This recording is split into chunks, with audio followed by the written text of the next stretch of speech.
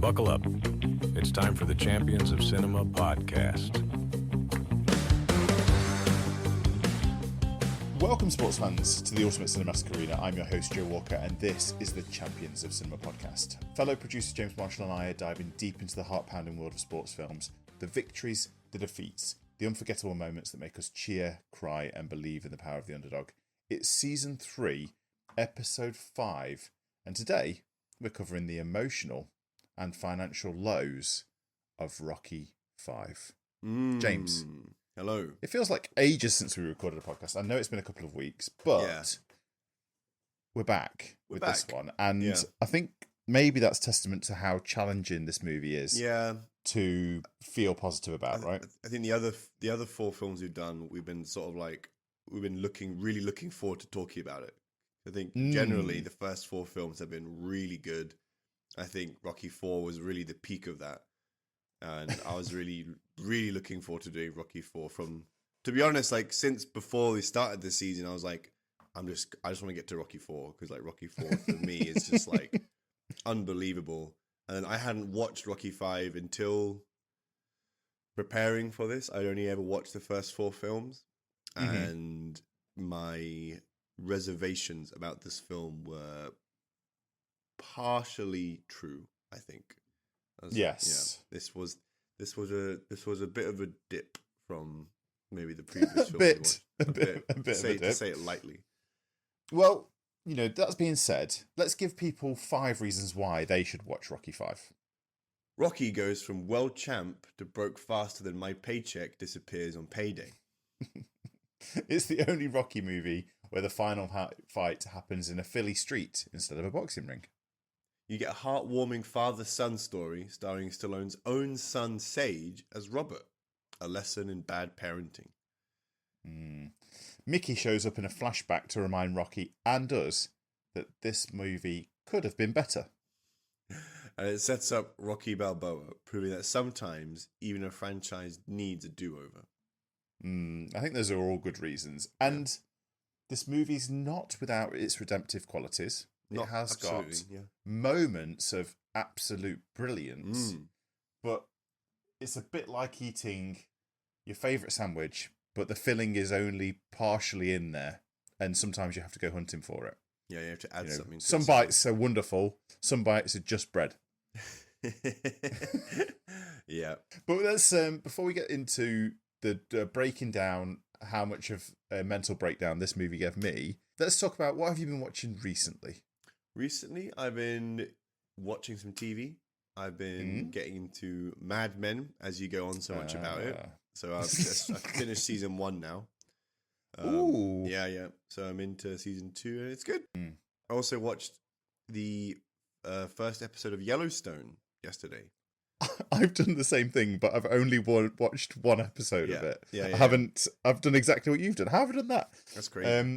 I'm on season 6 of Mad Men. Fair enough. And I also watched Dredd as well, actually. Now, what did you? Because you had your reservations. Because like you were a fan of Stallone's version of Dredd, which I haven't seen yet.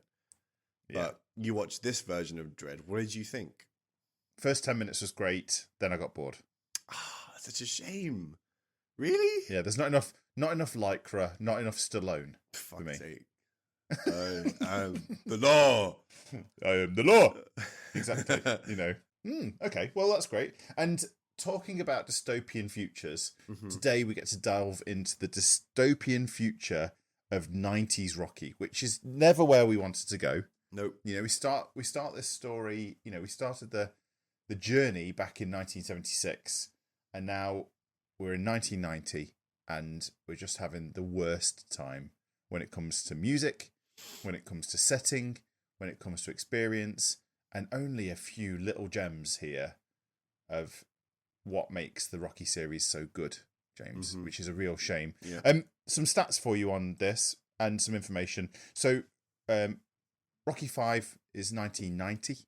The budget for the movie was $40 million. 40. In comparison to the budget of the first movie being a lot less than that. And it made 120, which means it's still a critical success financially. Yeah. But ultimately, it was really low in fact, I think it's the lowest financial money maker for all of the Rocky movies that we're going to cover in this series. It has an IMDb rating of a 5.4. It has a Rotten Tomatoes rating of a 32%. Yikes. And the most damning rating is that of Stallone himself, who gave it a 0 out of 10. A 0? He really hates it. There was He thinks nothing it's one of the worst redeeming movies ever about made. it for him. Fuck. I think he That's just really a really shame. feels that he didn't hit the mark with it at all. Now, it's written by Stallone, but this one, the first time we're going to return back to a non-Stallone directed Rocky, directed by John G. Alvarez. Now, if you remember that name, if you've been listening to our Rocky series, that's because he directed Rocky 1, James. And you would think, well, the guy who was at the helm for Rocky 1, this must mean that Rocky 5 is incredible.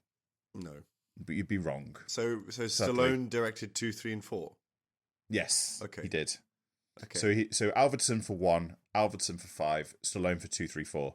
And I think we can see that means that Rocky was developing his directing skills through those 3, but it's kind of taken a dip back here where it's not very good. You can definitely feel the similarities between 5 and 1, particularly in like Rocky's like humor, his quips and stuff. It's very, even especially as like the fact that, as we will see later, he kind of his lifestyle becomes much more comparable to that of Rocky 1, sort of.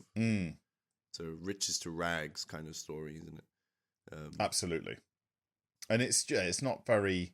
It's very you're right. You're absolutely right. It's got an incredible same sort of similar feel as that first movie, but it still doesn't hit right, and I don't know why. I don't know what it is. Something that I wanted to sort of reach out about this at the start is that Rocky. We talked about this pre-recording today. I think there's a Rocky bell curve of intelligence where it starts off quite low in the traditional bell curve that we'd expect to see. It rises in Rocky 2, it peaks in Rocky 3, it goes down a little bit again in Rocky 4, and in Rocky 5 he's fully back to being, very much an everyman idiot kind of Rocky. Yeah, so written by Stallone, originally toying with the idea of killing Rocky off at the end of the film. The plan was that Rocky would have died in an ambulance on his way to the hospital with Adrian by his side, and we don't get that. I wonder whether or not that would have given us a better movie, James. What did happen is what's going to be sort of explained in your haiku at this point. So go through your haiku for Rocky 5 for us, please. Fallen champ returns. Teachers fights on broken streets. Dad, son, close again. I think you've given a nice haiku there. I like it. Sort of I don't know about fallen champ end. returns, but yeah. Okay, yeah, good point. Okay, fair enough. Just give me your initial feeling on this before we go into our 3-act synopsis. Give me your Cliff Note feeling of whether or not you think this is actually what point this plays in the series that we're doing. I feel like the start of this film was really good.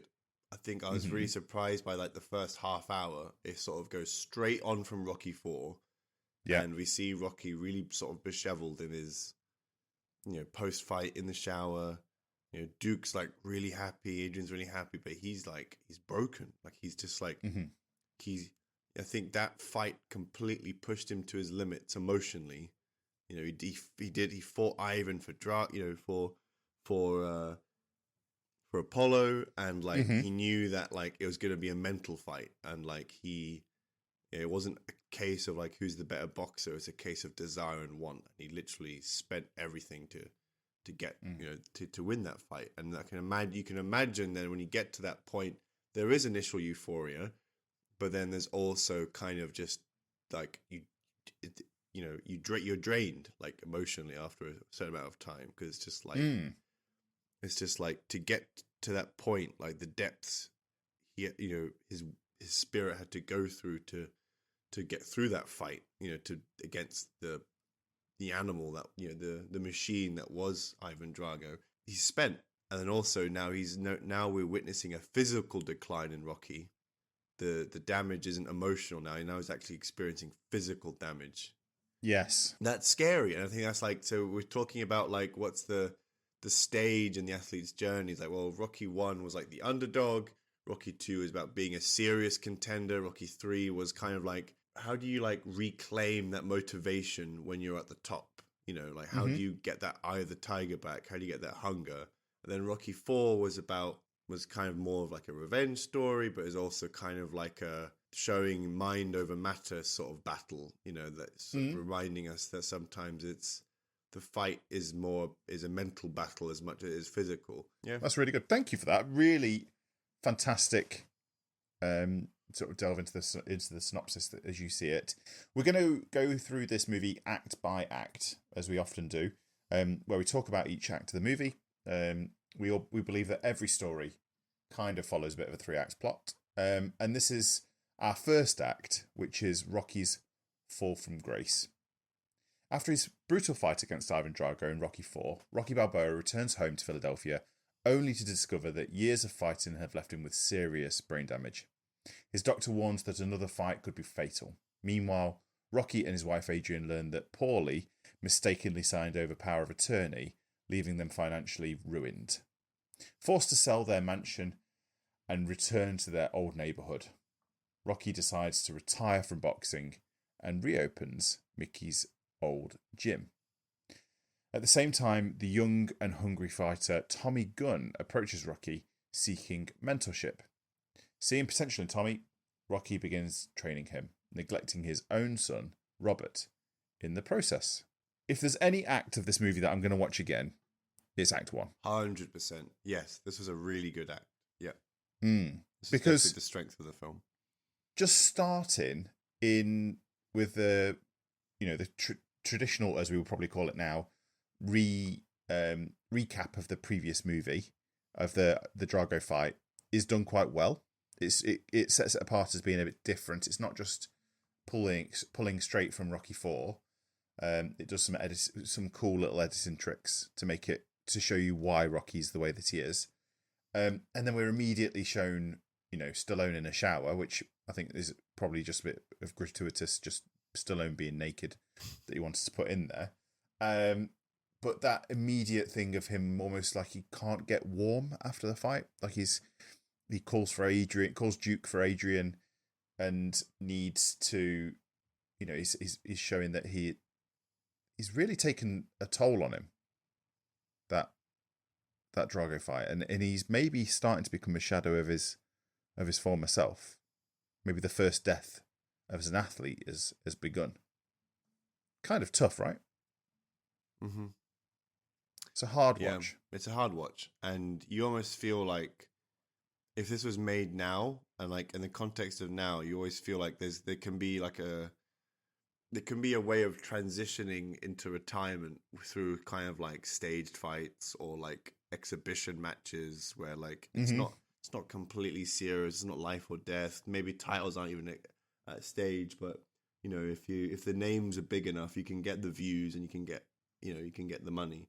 But that level of we're only really in this film really witnessing that really hyper commercialism and the sort of showmanship or business like thinking like we see from Duke in terms of like, okay, how do we that's definitely a sign of the times. It's definitely the sign of the late 80s coming into the early 90s being shown through the lens of Rocky, because that's when we got the Tyson rise to fame, Holyfield, all this kind of boxing had a huge boom in the late 80s and early 90s because one, it had great champions for people to get behind, and it had characters, and I think the money really came in through pay-per-view and some of those other things that were a little bit more available there. It's sort of strange watching Rocky being back to his street self. It even puts the clothes on, puts the jacket, puts the hat on, all of those kind of things. And he seems a bit more slurry. He goes back to being a bit dumber again, as we talked about the bell curve. It's a strange watch because it's almost like we're seeing Stallone himself thinking, I need to go back to being Rocky 1 Rocky. This is important for me to be able to be that character again, or Rocky 2 Rocky.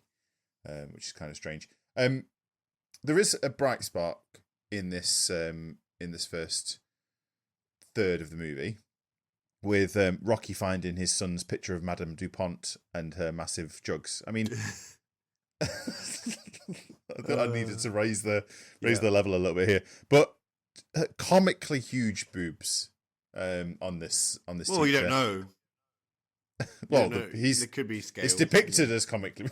We don't know. We haven't seen Madame Dupont. We can't possibly. Do you think you would have done better in French in school if Madame Dupont had been your teacher? Yeah, I probably would have done it for GCSE. To be honest, I didn't do GCSE French because, probably maybe because my teachers weren't interesting enough. Who knows?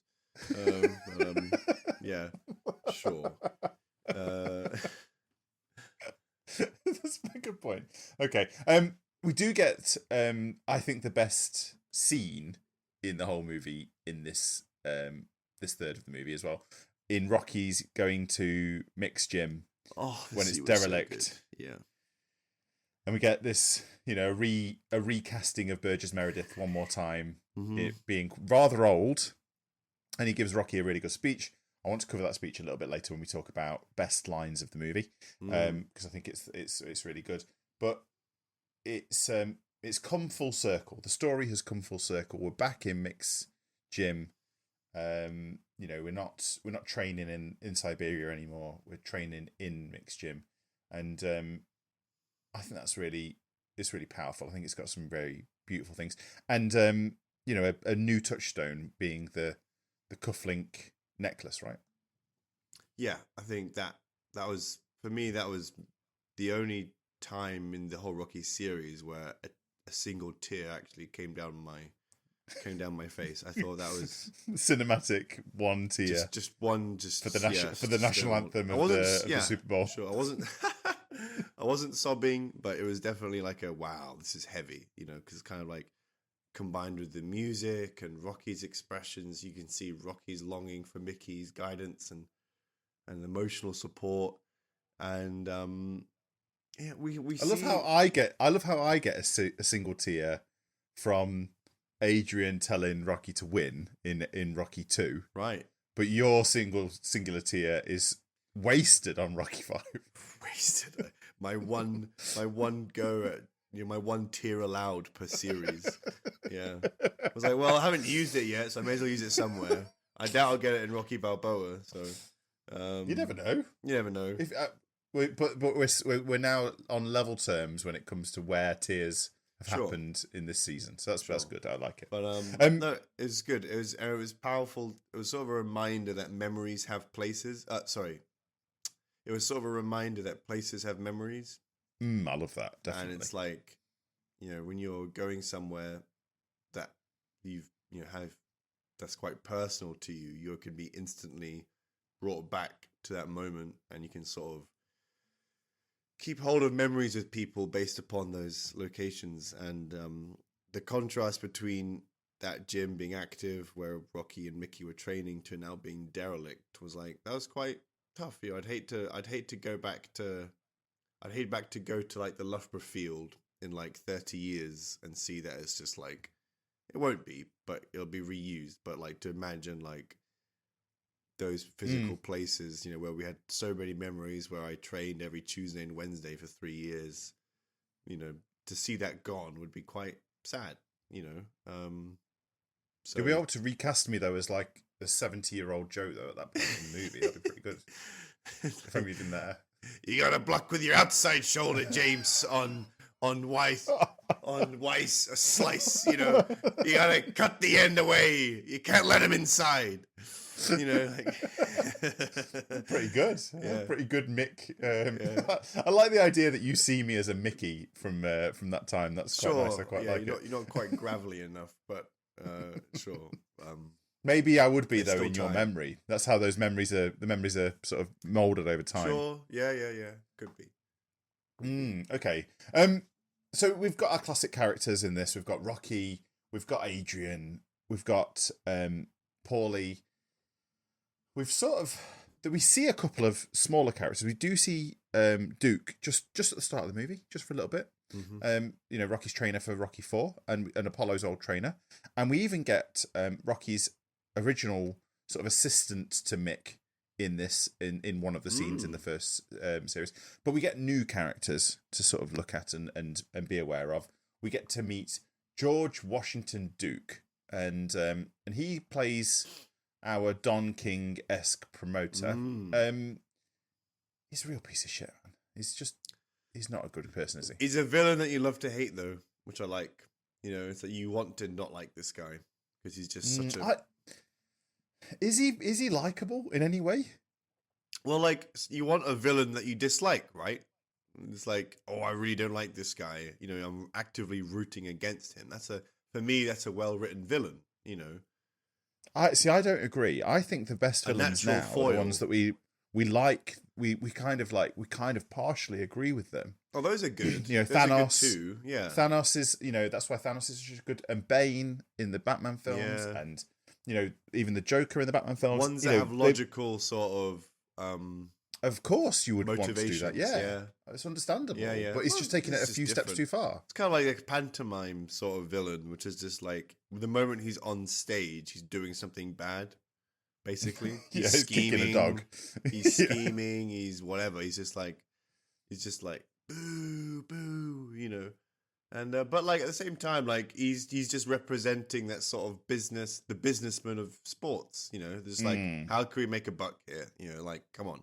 Like, I'm going to give you the biggest guaranteed contract ever given to a champion for this fight. We're going to make history.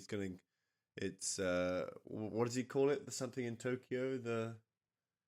I don't even, I remember him saying it. Give it a go in Tokyo or something, whatever. Like, yeah, he's just, it's like, it's just a business plan for him. He doesn't know anything about boxing and from like a technical sense. He's just, how do we get eyes to the sport? It's like, well, he sees Rocky as like initially, okay, like we can get one more out of Rocky, one more fight. He's still a good product. But then when he sees Tommy grow and develop, it's like, okay, he's a new guy. Here's a new avenue to make money. So, yeah, and as I've gotten older, I've really learned to respect the abilities of a promoter. Yeah, in different ways. Your Dana Vince McMahon. Vince McMahon is the one of the kings of that, one of the goats. Yeah, of absolutely. Promoting. And you mentioned Dana White there as well. I think he's amazing. We do get a really nice introduction to Tommy Gunn as a character who goes through quite a good arc over the course of this movie of being unexpected arc. Young. I wasn't expecting his arc, but yeah. What do you think of him as a character?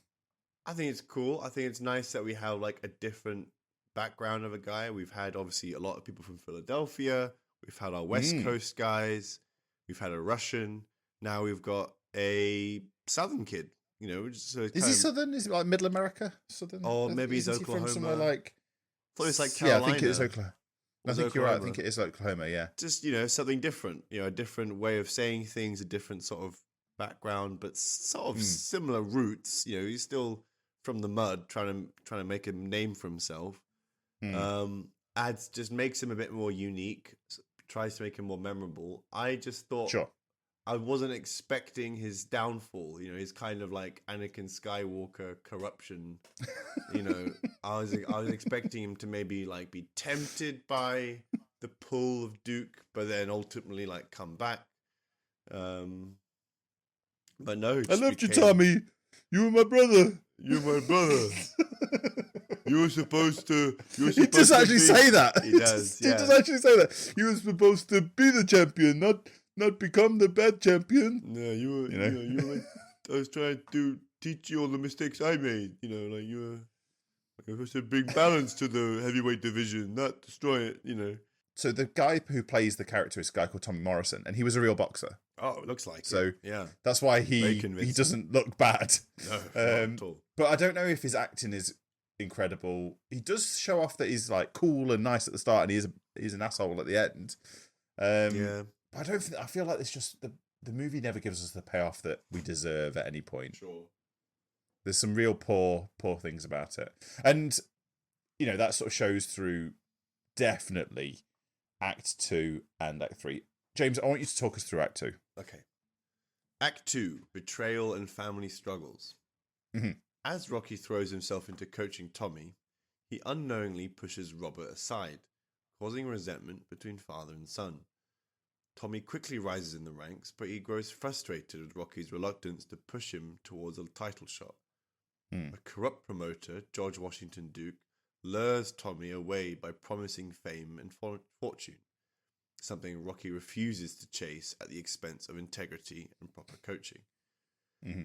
Feeling abandoned by his mentor, Tommy turns his back on Rocky and aligns with Duke, ultimately winning the heavyweight championship. However, instead of earning respect, Tommy is mocked as a paper champion since he never fought real contenders. Humiliated, he lashes out and demands a fight with Rocky to prove himself. Okay. So we do get some classic Rocky here, and we've talked about this before. Success of a Rocky movie is almost defined by the number and the quality of its montages. Very we get true. 2. Yeah. We get 2 in It's this. not enough. We don't get any Vince DiCola music. Nope. We don't get any classic music. We get rap music. And There's no with Survivor. all due respect, Nope. no, it doesn't work. It goes wrong.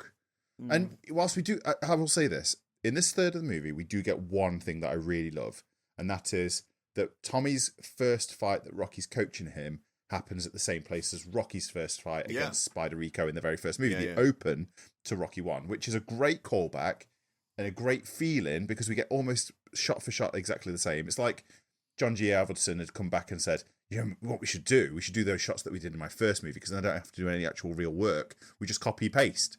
It's perfect. Which it is. It's very good. And we get that really nice coaching from Rocky. I want to ask you a question. Do you think that Rocky knows how to have a professional coaching relationship? Or is he just sort of, doing what a young coach does often and just repeating the things that he's being told, he was told by his coaches? I think he's doing that. I think it's like I think he's just,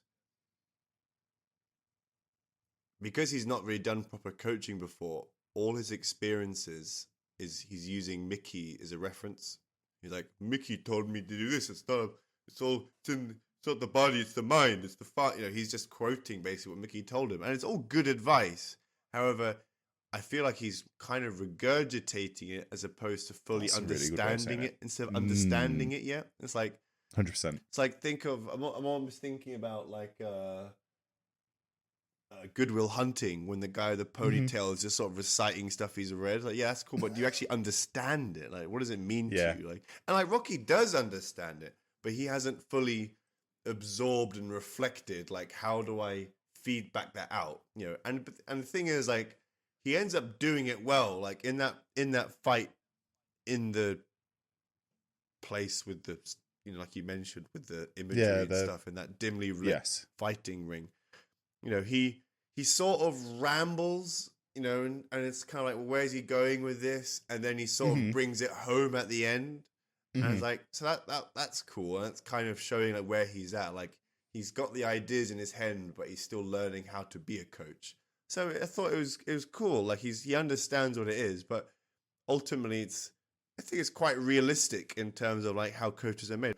It's like, Rocky is very much at this point regurgitating what's been said to him and hoping that things stick. And it seems to does stick with Tommy, because it's like, in that first fight, one of Tommy's first real fights, he's sort of thinking it's all mental issues. Like, we've seen Tommy's power at Mickey's gym when he almost destroys the guy in just a bit of a sparring thing. In this actual fight now, which is now, no holding back, he himself has mental reservations and self-doubt, and it's sort of 100%. Rocky's just sort of giving Tommy his sort of, the stuff which Mickey gave to him, he's now giving to Tommy, essentially. So regurgitation, that sort of, Rocky has yet to find his own coaching style. He's just using this coaching style that Mickey showed him. I think that's so good. And he's even saying, "Oh, Mick used to say this. Mick would always say that," and that's just shows off so much. You have to say things coming from yourself. Now he does do that a little bit. He talks about, you're doing great. You're gonna do fantastic. You got to do this. Use that line of like, it's like a fire. It's like a volcano. We're just gonna let that build up and then we're gonna explode. That makes sense. But it's maybe we could see this movie a little bit more of like it's about how Rocky starts to develop as a coach would have been better. How he's starting to understand his own coaching ability, and maybe if we dropped a couple of the other styles and storylines, and maybe that would have been a bit better of a way of doing it. I think something I want to do towards the end of this movie is come up with a bit of a rewrite for you. I've got one in my head. I had some ideas for a rewrite as well, so we can talk about that. Yeah, fantastic. I love it. Let's go for it. Just a couple of things. The montages in this are just poor. They are so bad. I think the shooting's terrible, but I just think the use of music was what really let them down. And there's one more thing that I think is sacrilege. He gives Tommy Apollo's shorts. I hated that. I really hated that. I wish they could like remaster this film and just like edit on, maybe put on Rocky's pants, put on like the black and yellows. That's fine. Maybe, yeah, that'd be cool. That'd be good. But Apollo's pants, like, come on, who is this guy? He's like, giving it to him before he's even won a title. It's just like, God. It's just. I think that just goes to show Rocky's own lack of awareness, though, doesn't it? Yeah, his lack of understanding. That's a really fair point. Okay. So the two montages are just no good at all. And then we end up getting he loses connection with his son. He gets fucked over by Tommy and has to rebuild with his son. Kind of just a weak point of the movie at this point. Let's get into Act 3 then. Okay. And the street fight for respect. And Tommy confronts Rocky in public, provoking him into a street brawl. Although initially hesitant, Rocky fights back, fueled by memories of his late trainer Mickey and the values that he once stood for. In a brutal, raw street fight, Rocky defeats Tommy, regaining his self-respect and reaffirming that the lesson he once lived by. In the aftermath, Rocky reconciles with Robert, realising that his true legacy isn't about championships, but about family and heart. The film ends with father and son bonding as they ascend the steps of the Philadelphia Museum of Art together, symbolising a return to Rocky's roots and his ultimate redemption. We get this final act, we get the street fight, and oh my lord, it's poor for a start. I think it wanted it to try and be this cool experience of it's no longer a fight in the ring, it's a fight in the street. This is where this movie really starts to miss. It doesn't work. I don't think that Rocky's never had a fight outside of the ring in any of the movies that we've seen. I don't believe. Tell me if I'm wrong. But it just doesn't fit. It doesn't fit for what the Rocky story is meant to be. No.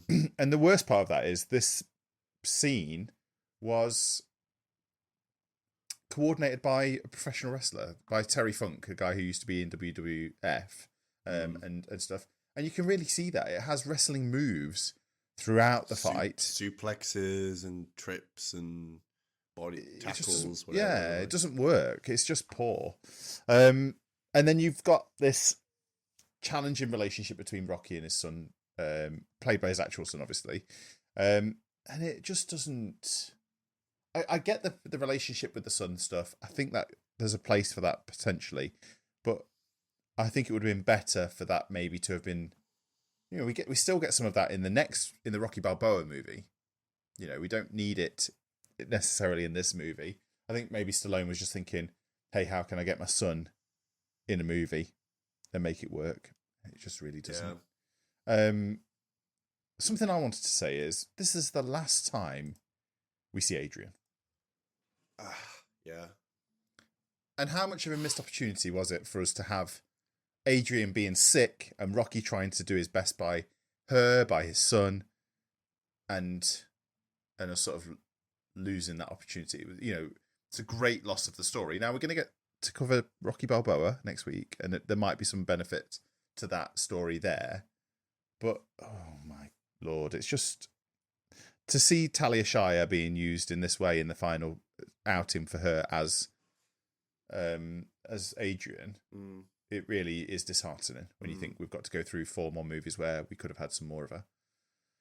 Yeah. Tough, right? It's just not really working. Okay. I don't think I've seen a Rocky movie that finishes on more of a damp squib than this one. Yeah. It's poor. Well, because all the Rocky films always ended quite formulaic. You know, it was like Rocky has a fight at the end of the film. We get going the distance. Yeah. We get like a nice, and usually it just ends with the freeze frame, or then sometimes with the Rocky 3, there's like a bit of an after. You know, like between Apollo and Rocky, whatever. Like you just get that relief, that satisfaction. Whereas this is just like, what were they trying to do? What was the purpose? What was the goal? A street fight is just not convincing. You're absolutely right. Something I wanted to pick up before we move on to our usual sort of wrap up, third part of our episode is Stallone. Do you know how much Stallone made in the first movie, Rocky, and how much he made in this movie? Because he actually says that he made this purely for the money. No idea. Well, Rocky 1, he made $23,000 in 1976, which is not great. His salary for Rocky 5 was $15 million, which is a 65,217% pay rise. Yeah, that's pretty good, isn't it? Yeah. But I don't know how happy he was with it ultimately, and I don't know how happy we are with it. James, is this popcorn fun or an art house beauty? There's no art in this. Or, not really. I think he tries moments. There's little bits, there were flashes, but like you mentioned, it was ultimately for a payday. So it was just sort of entertainment. How do we make the fact that he brought in a wrestler to choreograph the last fight? Because like, hey, wrestling's kind of big right now. Let's go in this direction. It's not much to it. I feel that we're really far gone from art. We're really far gone from Rocky. Like, do you think that this movie maybe struggles because it's back to back with what we see as possibly the best, most entertaining Rocky movie? So it's like we've been rising up a lovely cliff all the way. We love Rocky 1. Yeah. Really enjoy Rocky 2. Rocky 3 is a small amount of dip. Rocky 4, incredibly epic 80s movie. Rocky 5, just the Wall Street crash of 1920s. I think there was real potential in this film. If you want me to hear my pitch for how I'd redo this film, and then you can add your flourishes. I think this film had a really good premise. I think the introduction of Tommy was fun, and like the point at which I would have changed the film would have been once Tommy wins the title, I would have had something happen where he gets abandoned by Duke. Perhaps maybe he gets a DUI or something, or whatever. Something happens which says, "Dude, I'm gonna let you go," like whatever. Or maybe he loses his title. So then Tommy then comes back to Rocky and says, "Hey, you were right. I'm really sorry. I should have listened to you." And then like Rocky's like, "Oh, it's okay. Like like you should have just come to me in the first place. I could have helped you out, blah, blah, blah." And they sort of rebuild together, training montage. And then he gets a shot at the title against maybe Duke's initial fighter again, or someone else. They win. And then Rocky. And then at this point, I would like to bring back the original Duke. I want Duke to come back to it. And then I think this is a great chance for Rocky's character arc to be finished, where he sort of passes on Tommy to Duke now. Original Duke. That's maybe that. Yeah. And then Tommy's now the new Rocky. He's the new champ. He's got his moral code sort of reshuffled into balance. And then they go on a run now. And then Rocky returns to Philadelphia, having sort of passed his legacy now on to Tommy, and then he can go back to his family. And then we have an arc from all the 5 films. He's rags with the need to prove something. He's gone to the top, He had a little dip in Rocky 3, got the title back. He sort of had like a last hurrah in Rocky 4. He then passed his legacy on to a successor in Rocky 5. Mm-hmm. And then he now returns and finally just rides off into the sunset with Adrian and his son now. And I think that would have been a really nice sort of just like a journey, like an athlete's journey where he goes up, he goes down, but ultimately he proves his worth, and now he passes on his energy, his teachings into the next guy. And I like it. I think that would have been really satisfying. And then that could have been, that's it. Rocky's done. No more Rocky. Whatever. Maybe still do the Creed films, sure. But like, I think like you could have gotten everything out of Rocky in a satisfying way that didn't damage his character, damage his legacy in any way, which I think this film might have done slightly. That's what I've done personally. What do you think? Okay. Here's mine. So, I think we start off with exactly the same first act, but we make it quicker, make it snappier, snap, make it snappy. And you know, we actually get to the point where Rocky trains Tommy and he gets turned over. The whole of this movie condensed into the first act. The second act is where Duke comes to Rocky. Rocky's at his lowest. We haven't had a street fight. We haven't done any of that stuff. Tommy Gunn's at the top of the hill. Duke comes to Rocky and he says, listen, you're a good coach. You should coach and you should be developing fighters. But remember, you know, you need to build your relationship with these guys properly and you need to do things the right way. Let them be the face of the franchise. Are you talking Let about them get their own stuff? The new Duke or old Duke? Old Duke. Okay, nice. Yeah. So Duke, Tony Duke. I like that. Is what we got. And he says, I've got this kid who I think would benefit from your style. And he's like, oh, who is it? And he's like, this kid is one of Apollo's cousins. And I think together we could train him to be big enough to beat Tommy. And then we get a push of this. And we don't know, because we don't know about the Creed movies at this point. Don't worry about the Creed movies that are coming. We get a push. And Rocky says, I'm going to train him right.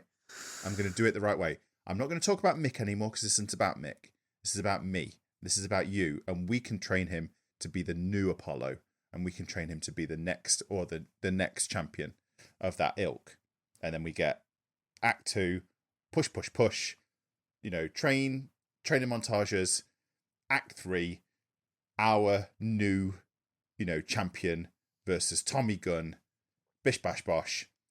Give him his uncle's shorts as the last thing before he goes out to fight the fight, and then we get ultimate payoff of Rocky in the corner.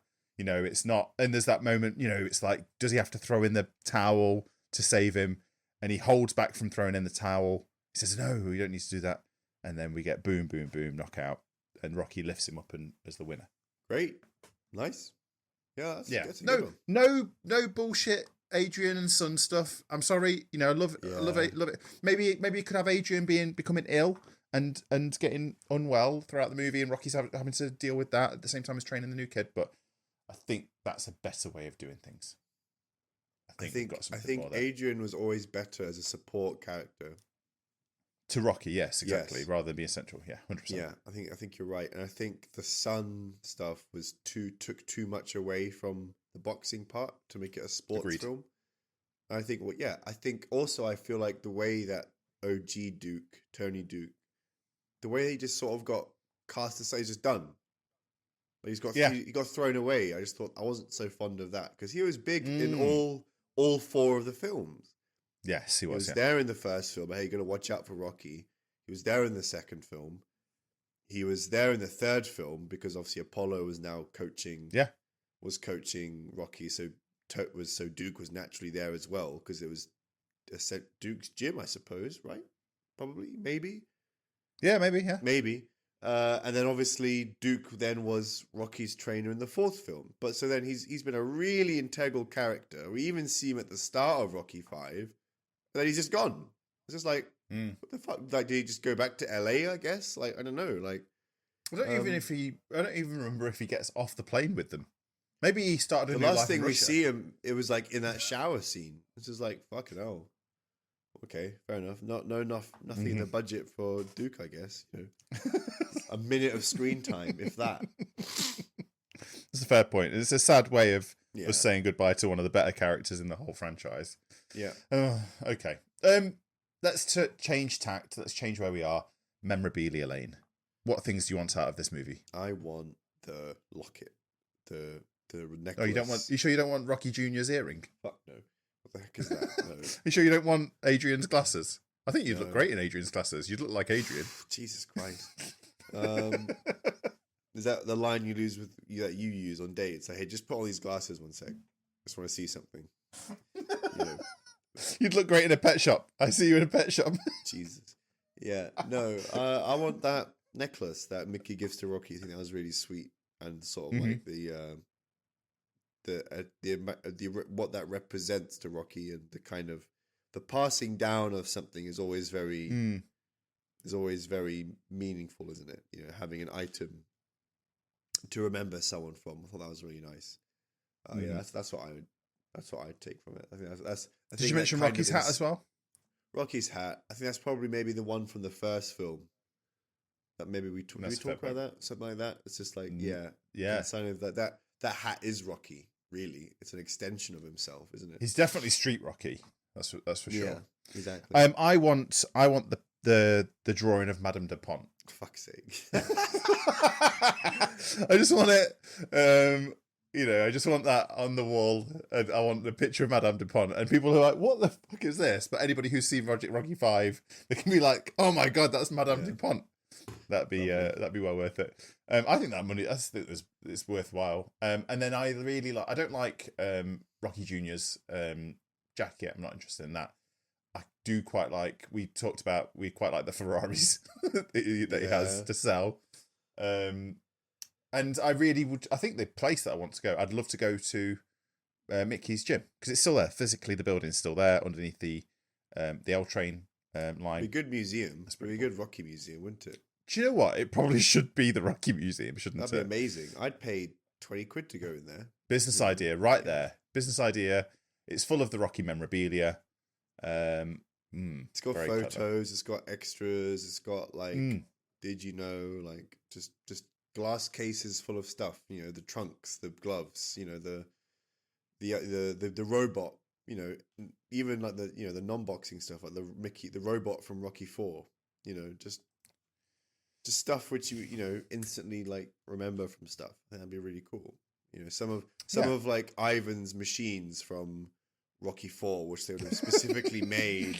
Like none of that was actually existing medical equipment. They just made stuff and put lights on it and said, "Yes, this is look at the measuring power. As you can see, anything he hits, he destroys." You know, it's just stuff which they made specifically. I really like the idea. Film. You know, I think that'd be really fun to have a train like Rocky, train like Drago, like space that you could do the training, and then you have to do the arm thing that Drago does, the rotator cuff workout. You have to do some shoulder presses with a cart, like Rocky. Sawwood. Yeah, that'd be good.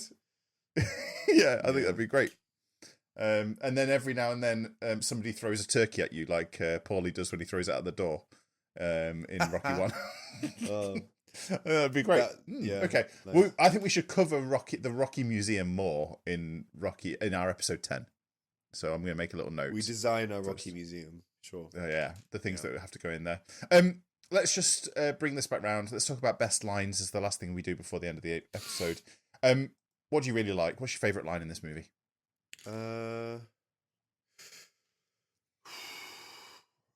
It would have to be from that Mickey Rocky speech, and talking about how Mickey feels like sometimes he feels like people die or people pass away because they don't want to live anymore. I think that's there's some truth. I'm going to read that line for you now. Sure. So I really like it. I was like, I'm going to do. I won't do it with Mickey's voice. Nature is smarter than people think. Little by little, we lose our friends. We lose everything. We keep losing and losing till we say, "You know what the hell am I living around here for? I got no reason to go on. But you, kid, boy, I got a reason to go on, and I'm going to stay alive and watch you make good. I think it's great. How close is that to the Al Pacino Lynch speech? Yeah. You know, as you get older, you start learning, you start losing stuff. Yeah. I think there's a lot of truth in that. You know, I think I might have even seen some studies where people can literally die of heartbreak because it's like, you know, if we're an old, picture a couple in their mid to late 80s. Once one of them goes, very often the other one goes. The second one goes really quickly. Really quickly, because it's kind of like, well, that's it, really. That person was my whole life. I've done everything I wanted to do. I'm just now in a sort of a decaying state. I probably could, you know, I don't have anything more to do. So I think there's almost see people. It's that thing of people, they losing the will to live. Losing the will to live. Yeah, there's a big thing that's been said where people who work until a certain age and they don't have anything but their work, they can retire and they can die really soon after because they've got, like you say, no purpose of being there. There's no reason to continue to go on. I think that makes so much sense. Whereas really busy people who have passions and hobbies, besides any like unexpected random health issues like your cancers or like heart attacks, they can still kind of keep doing stuff. I mean, look at Clint, man. Look at Clint Eastwood. He's still busy. He's still got his passions. He's to live another 100 years. You know, that man, he's still going strong. He's still in films. He's still directing films. Like, that man's immortal, you know. But, like, you hear it a lot, you know. My dad retired when he was 65 and he died a year later, you know, or less than a year later. Because kind of like, they don't have that plan for afterwards. They, you know, it's maybe this is the reason for my personal health decline is that I've stopped coaching and I'm dying. Okay, I really liked that line. I really love the line of if you ever get hurt and you feel like you're going down, an angel's going to whisper in your ear and it's going to say, "Get up, you son of a bitch, because Mickey loves you." Okay, really find that one fantastic. I loved Rocky talking about Mick saying about how he got hurt in the shower after the Drago fight.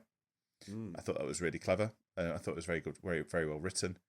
I really like Rocky saying Mick used to say the only difference between a hero and a coward is the hero is willing to go for it.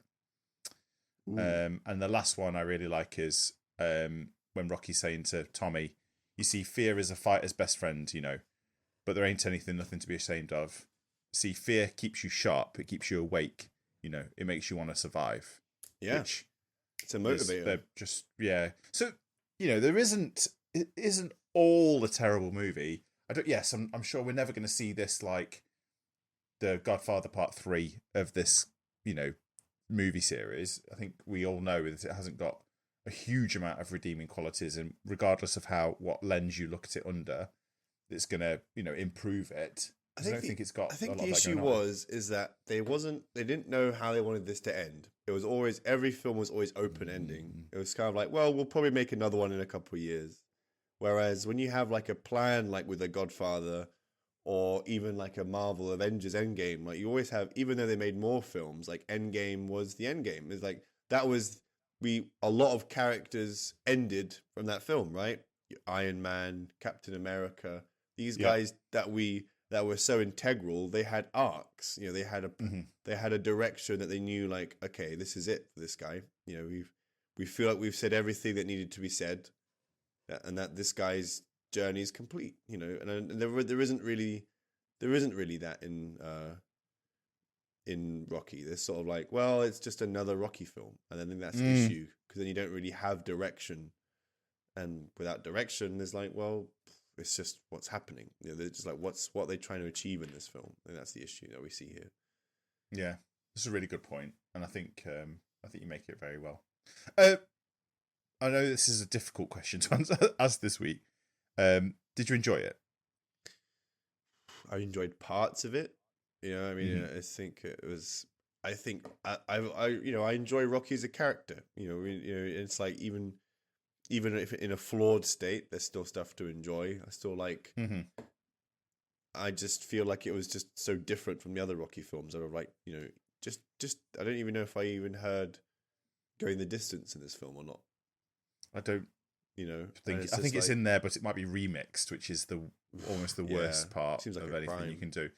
Yeah, maybe that's the downfall. Is if you don't have Going the Distance, it's not a Rocky movie. Nobody cares. If you were going to give it a rating on our 5-point scale, James, what would you give it? Flash in the pan, I think. It's definitely. I think that's a very fair point. Yeah, it is just there.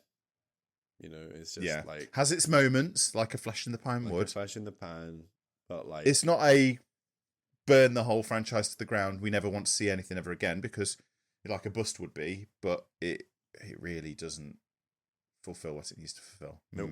I'm full agreement with you. We'll give it a flash in the pan status. The lowest ranked movie that I think really that we've done really so far. One of the worst, and definitely the worst in season 3.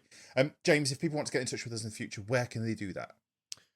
They can write to us at championsofcinema@gmail.com. They can find our socials on Instagram, YouTube, and TikTok at Champions of Cinema. Fantastic. And then it's now just time for me to say some call to action for you. Please rate, review, subscribe, give us a like. Tell us why you think this might not be the best Rocky film that's ever been made. Tell us what you do think so far is the best Rocky film that's ever been made. And join us next week on the Champions of Cinema podcast when we come back with a reboot of the franchise and Rocky Balboa. Ooh. Exciting. Thank you, James, for this one. I really appreciate Thank you it. very much. No worries. And thank you, everybody, for listening. We've been the Champions of Cinema, and this has been Rocky 5. Thank you, everyone.